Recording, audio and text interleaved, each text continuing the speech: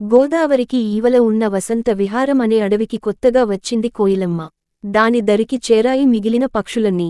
అందులో నెమలి, పావురాలు, గోరువంకలు, గువ్వలు, వడ్రంగి పిట్టలు, పాలపిట్టలు, కాకులు అన్నాయి. వాటిని చూడగానే వినయంగా నమస్కరించింది కోయిల. నేను ఇంతకు ముందు కృష్ణతీరాన ఉన్న అడవిలో ఉండేదాన్ని. నా జోడీ ఒక ప్రమాదంలో మరణించడంతో ఇక అక్కడ ఉండలేక ఇలా వచ్చాను.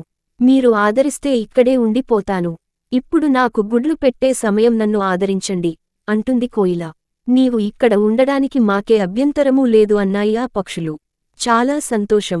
అలాగే నాకు గుడ్లు పెట్టుకోవడానికి ఓ గూడు చూపించండి అని కోరింది కోయిల. వేరే గూడు ఎందుకు, మా కాకమ్మ గూడు ఉందిగా అన్నది గోరువంక. అయ్యో, నా గూడు చాలా చిన్నది. ఇప్పటికే నేను 4 గుడ్లు పెట్టున్నాను. ఖాళీ లేదు నొచ్చుకుంది కాకి. అయితే వేరే పెద్ద గూడు కట్టుకుంటే సరి సలహా ఇచ్చింది గువ్వ. ఇప్పటికిప్పుడు వేరే గూడు అంటే మాటలా? ఆందోళన చెందింది కాకి. పని కోయిలమ్మది కనుక తాను సహాయపడుతుంది తీర్మానించాయి. మిగిలిన పక్షులు తనకి కొత్త కనుక మేం కూడా సహాయపడతాం చెప్పాయి. గువ్వ, గోరింకలు గూడు కట్టడం మొదలైంది. ఎండిన పుల్లలు, నార, ఈనులను కోయిలమ్మ తీసుకురాగా కొత్త గూడు కట్టసాగింది కాకి. 4 రోజుల్లోనే కోయిల గుడ్లు కోసం కొత్త గూడు తయారైంది. నువ్వు వేరే చోట ఉండడం ఎందుకు, ఈ కొత్త గూటిలోనే నీ గుడ్లను పొదుగు అంది కోయిల. దాంతో కాకమ్మ తన గుడ్లను కొత్త గూటికి చేర్చింది. కోకిల గుడ్లు, తన గుడ్లని తేడా లేకుండా రెండిటినీ పొదిగింది కాకి. 4 కాకి పిల్లలు, 3 కోయిల పిల్లలతో గూడు కళకళలాడింది. తన పిల్లలను చూసుకుంటూ మురిసిపోయింది కోయిల. పిల్లలన్నీ కాస్త పెరిగాక కాకి పిల్లలకి కోయిల పిల్లలు తమ జాతివి కావని తెలిసింది.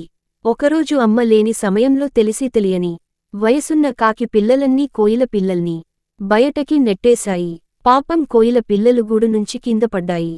చెట్టు కింద మెత్తని మట్టి ఉండటం వలన వాటికేమీ కాలేదు.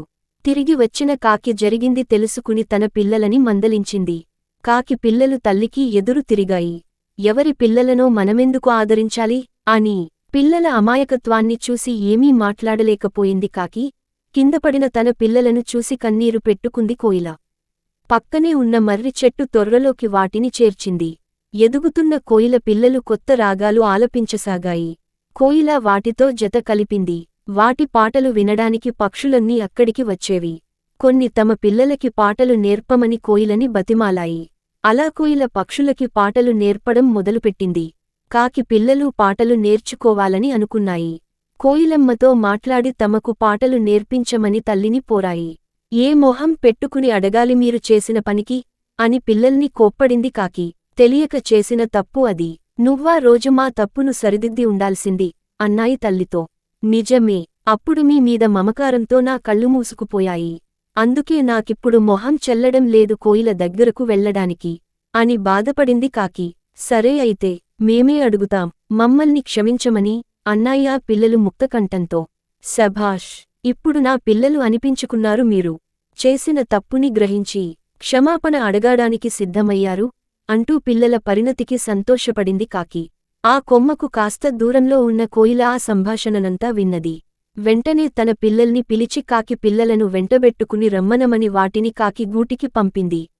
అవి కాకి గూటికి వెళ్ళి, మా అమ్మ మిమ్మల్ని మా గూటికి రమ్మంటోంది.